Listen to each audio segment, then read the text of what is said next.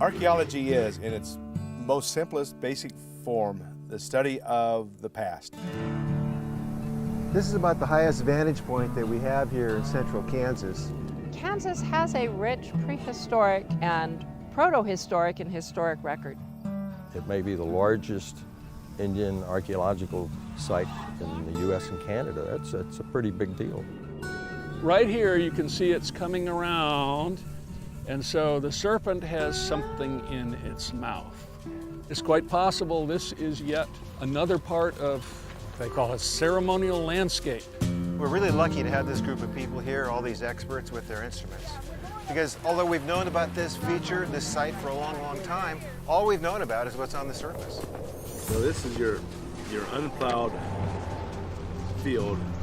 This is land that nobody's excavated on ever. Looks like a little trail up here.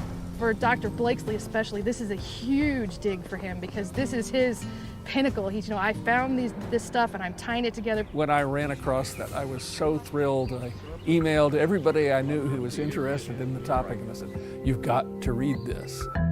We know the battle was in the southern part of Etzanoa, which is where we're sitting right now.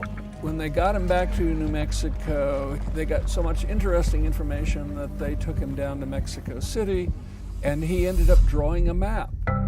How did they survive? What tools did they use? What did they eat? How did their houses look? By digging in the ground, we can find that. We can find their toolkits. We can test them to find out what they were eating, what they were growing. We're looking at the remains of what people left and trying to figure out how they went about surviving. We're out treasure hunting, really. I keep getting the question, did they find anything? I found it right at the base of this tree.